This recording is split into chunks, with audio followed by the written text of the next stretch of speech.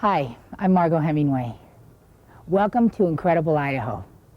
My father, Jack, who's using the age-old excuse to play hooky, has gone fishing. He asked me to guest host the show this month, which is really a great honor for me because it's given me the opportunity to come home. And what a home. We moved here when I was 12 years old, and a part of me has never left. Hiking and fishing with my dad is a big part of my growing up here. And during those quiet times, he passed on his fascination with Idaho's wildlife. Our first story tonight is about a large waterfowl called the Trumpeter Swan. At one time, this bird spread its wings across the entire continental United States. But by 1900, it was feared the Trumpeter Swan had become extinct. Something stirs in our souls when we hear the hoarse cry of the Trumpeter Swan. The surprise of a winter-white bird rising across a fairyland of snow and ice awakens a childlike wonder in our hearts. This is the essence of grace. 125 years of commercial harvest, coupled with the destruction of critical wetlands, decimated the trumpeter population. Records kept by the Hudson Bay Company show that more than 100,000 swan skins, most of them trumpeters, were traded between 1820 and 1880. By the turn of the century, the trumpeter swan was thought to be extinct. But in the early 1900s, small flocks of them were found near Yellowstone, protected from hunters by the country's first national park. One of these groups, in the Harriman Park area of Idaho, was sustained by the warm waters of the Henry's Fork. Although biologists later discovered large numbers of trumpeters in the wilderness of Alaska, up until the 1950s, this area was considered the last remaining refuge for the world's largest waterfowl. But after almost a century of providing sanctuary, the Yellowstone ecosystem became the enemy. The winter of '89 saw drought, extreme temperatures, and an overpopulation of waterfowl on the Henry's Fork take a tragic toll. The bird's food base, aquatic plants, were locked beneath the ice, and the die-off began. The big swans were the hardest hit, over 100 trumpeters succumbing to starvation. Then the following winter, large numbers of geese, ducks, and swans returned to the Henry's Fork and literally ate themselves out of house and home, grazing the river bare. Another severe winter would spell disaster. The only answer was to try and move the swans from Harriman to new winter habitats. Well, this is the second winter now that we've moved birds. We moved 353 last year. It's a very tough job. The guys that are doing the trapping, most of it's done at night at temperatures that are sometimes well below zero. It involves getting out on the river in very severe conditions and capturing the birds with night lighting technique, and then transporting them in boxes to different release sites. The U.S. Fish and Wildlife Service supplies the funding, along with leg bands and numbered collars for the capture operation. The birds are banded and then painted with yellow dye so they can be more easily identified by observers. In July, when they go through the molt, it'll lose the yellow. But next spring, as it heads north, that'll be real helpful to us to follow it. Go. This year, 255 swans were released into milder winter habitats. The 4 selected sites include Fish Springs, Utah, Summer Lake, Oregon, Fort Hall on the Snake River, and the Bruneau Dunes State Park.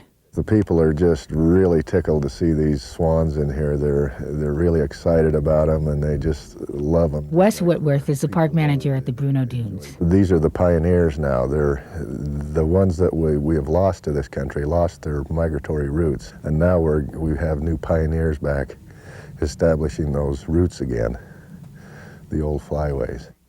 Wes's wife, Jan, has become somewhat of an expert on the birds' movements, donating her time to record observations for biologists.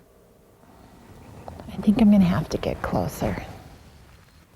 3 times a week, Jan covers a 100-mile route in search of trumpeter swans. I'll walk down closer to the water. When they were brought in last year, I got interested in them. The first time that I saw them fly over our house, I fell in love with them. They're beautiful birds. They're very fascinating. Sometimes it takes quite a while to read the collar numbers. I have to wait until they turn so I can see the whole number. This winter, 30 swans returned to Bruno Park from the original release over a year ago. Some brought their offspring or cygnets, an encouraging sign that new traditions are being established. There was one swan in particular who had left the Teton Basin, and Ruth didn't know where this swan had gone. And I read the collar up here, and she was really excited to find out he'd come up here. Hi, this is Ruth Shea. If you're calling with information regarding a trumpeter swan sighting, please leave the details. Calls from the public and volunteers like Jan Whitworth, along with biologists' own sightings, build a picture of how well the trumpeters are adjusting to their new winter homes. And the way this is set up, a person can really watch a swan almost fly across the page from place to place. Here's a bird here that flew from Harriman to Yellowstone Lake and then came back into Teton Basin over by Driggs. The data shows that adult swans are more likely to return to their old habitat near Harriman Park. But the cygnets, or younger swans, seem more willing to establish new traditions. I guess I regard last year as a success very definitely from the one point of view that in December, the temperatures fell to 58 below zero at Harriman. I believe that if we had been doing nothing and we had had 600 or 700 swans piled in there, that we would have had a bunch of dead swans last year. And just the fact that we didn't, to me, is success. Now, right now there's a group of about 85 or 90 up there on the bank just in front of us. The trumpeter swan is very social, maintaining close family bonds and congregating in groups, calling back and forth and displaying to each other. Now, for the first time in 100 years, their old haunts will hear the distinctive cry of the trumpeter swan echoing through the winter stillness.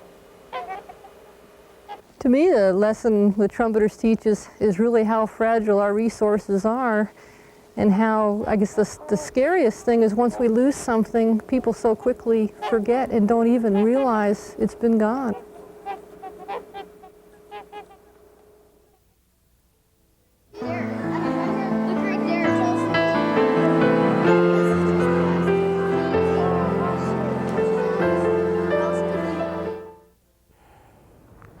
The trumpeter swan is a good lesson on how fragile our natural resources are. As biologist Ruth Shea said, once we lose something, it's so easy to forget it's gone. The answer is to educate. And what more natural place to start than with our children? You can bet Fish and Game educator Ron Lundquist gets a few stares as he drives down the highway. From the adults, senior citizens, to the kids, once they see the animals, they get an excited look in their eye. It's fun to watch them smile and laugh as we've sat and watched them watch us. He and his furry friends are on their way to one of Idaho's grade schools. For the past 6 years, Ron has been bringing the state school children nose to nose with their wildlife heritage. Take two of you on this, one on the back, one on the front. Don't drop him. Okay, coming through. Somehow the tale of the Pied Piper comes to mind. Children are naturally drawn to Ron and his van full of animal mounts. Set him on the table. Set him on the table. The mounts and skins are all animals that have met with one misfortune or another, either roadkills, power lines, or other natural causes. The traditionally taboo subject of death is one of the lessons that Ron weaves around his animals. How many's ever seen an animal run over by a car before?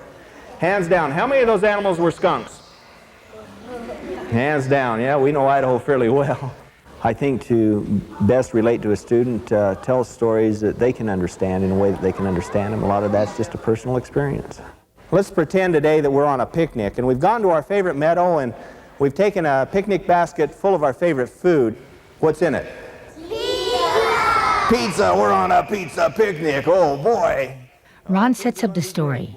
It's a picnic in a beautiful meadow in a hot summer day. Across the way from our pretend picnic is a diamondback rattlesnake, also enjoying the sun. Suddenly, after our pizza, just before settling down for a nap, You look over there, you see snake! There's a snake over there! Whoa! Look at that! Yeah, you're over here jumping up and down and yelling. Well, what's the snake doing? He was smiling till he saw you. The minute he sees you, he does the same thing you do. Whoa! Look at that fool over there jumping up and down. At that point, you're behaving the same way. You're both afraid of each other. His head comes up and his tail begins to rattle. That's his way of showing you he's afraid of you. But using our imagination, we can see there's much more in common than that. Did we go to the meadow to bite rattlesnakes? No! Of course not. Well, it's as silly to think that he came there to bite us. He's there. There's something that happens with a student when he learns something that's super in his life, as he would say, something so new and so unique that you know it's the first experience he's ever had. And watching that magic in the student's eyes is a reward in itself, knowing that you've shared something that they'll remember the rest of their life, hopefully. What eagle's that? That's the bald eagle. Bald eagles build their nest way up in the trees. That protects their family, and they're fishermen. Ron's stories keep the students enthralled for a full hour. They discover that while the bald eagle lives near water, golden eagles nest in our desert canyons. The kids learn that the eyes of a great horned owl are locked ahead. So like the owl, the kids must turn their heads to see their own wingtip. Hey, wingtip. Can you see your wingtip? Okay, wings down. The relationship between predator and prey is explored. How the laws of nature work, allowing the sick and the crippled to be caught by predators. We're strolling along and we kick the chair. Wham! Wow! Man, did that ever hurt! In the wild, animals hurt their feet as well. They're running up and down hills, over rocks, through the brush.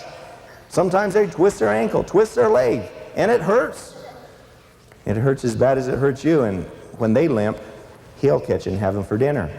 Ron and his feathered and furry friends have brought 70,000 Idaho school children nose to nose with nature. The program is sponsored by the Idaho Department of Fish and Game, with most of the funding based through corporate donations. We are doing something right, something very carefully designed, but one that is still wide enough open that it can reach and touch all of the students we visit with and hopefully have an impact for the future of Idaho. Idaho is a neat place to live. Wildlife lives all around us. They're important to us. We have to learn to live with them. Be responsible for what you do.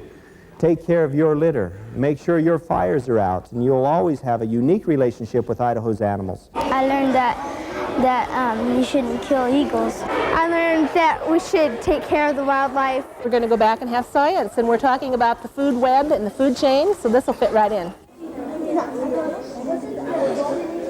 Were these real? The best part of the hour is the moment the kids finally get the chance to actually touch the wild animals they've learned so much about, to come nose to nose with their wildlife heritage. There's always a little twinkle in their eye as they come up to that animal and they want to reach out and they're not sure about it yet, and yet they get the gumption up and they're rewarded as they do, and if you're watching them, you're rewarded as well.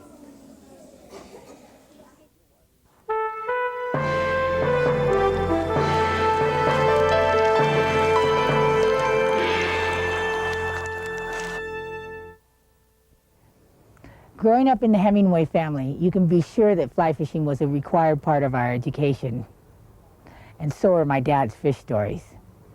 But of all the fish tales that I've heard, and there have been a lot, none quite compares to the stories that come out of Bear Lake each January.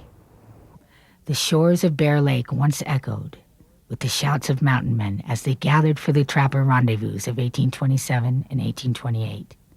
This country saw the first Mormon pioneers struggling to scratch a living from the land. And it concealed a nervous Butch Cassidy and his wild bunch the night before their very first bank heist. But perhaps none of these characters are quite as colorful as the folks who, each January, brave an icy, dark winter morning to go Cisco dipping.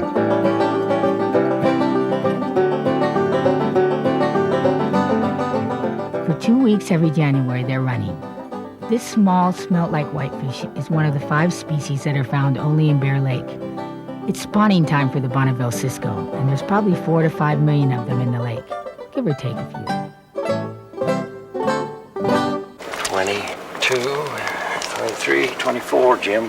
How many can we get? 6 more? 6 more. I mean, the idea that you can look down in a hole and see these fish swimming around and then be able to legally run down there and dip them out, it's like every poacher's dream. Holy cow, look at them in there. Sort of brings out the strange desires in people. Cisco fishing has its own kind of fashion. Well, I get carried away sometimes and get my hands in the water. What brings you out here at 5 in the morning on a cold winter day? Adventure. Challenge. So your wife can say you're crazy and you can confirm it each year. Techniques vary, and so do the reasons for coming here. It's the most exciting thing that happens on Bear Lake. Oh, I love it. This is like a picnic. Well, I think you just got There it. they are. There you go. Have you guys been doing this a lot of years? Oh, something like about 15, 20. I've been doing that all my life out here. Look right down there and you can take a picture of them down there in that hole. Right down in the bottom of the hole. Look, see them all down there? See them all down there? And then there are the rookies. Have you done this before? Nope, this is the first time I've ever seen them. Yeah, me too. In fact, that's the first time I've ever seen a Cisco. Yeah. Sure are cute little fellers, aren't they? Yeah.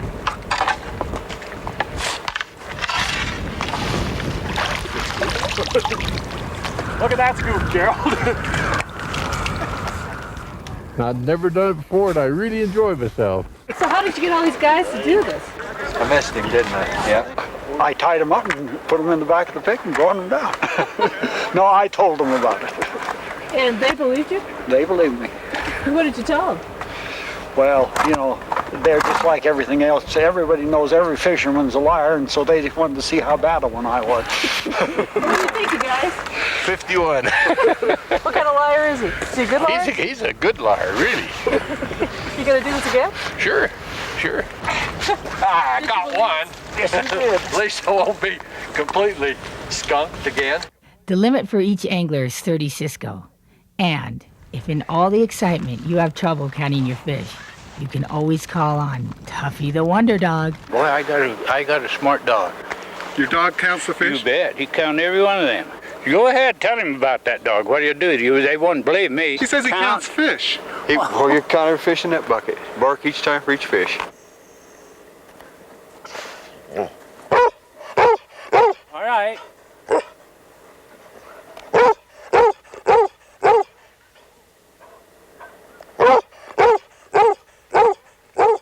Everybody knows that dog. A lot of people use the fish for food. They're kind of like smelt, but probably a large part of people also use them for bait because the Cisco is the main forage fish for Bear Lake cutthroat. Had the most fantastic cutthroat fish in the middle of December you ever seen. We got our limit of Cisco. And then we cut the little tails off and then we put them on a cast master. We just hope a big one comes by. Oh, missed those. But no matter what you use them for or whatever your age, there's nothing like Bear Lake Cisco Run. To the side of you, bud. I just got one. Craig. Oh, all right. That's it. I got lots of them right there. Show me how many you got in that bucket. Well, we had 75, and I caught a few. Caught some of them, and it was really fun.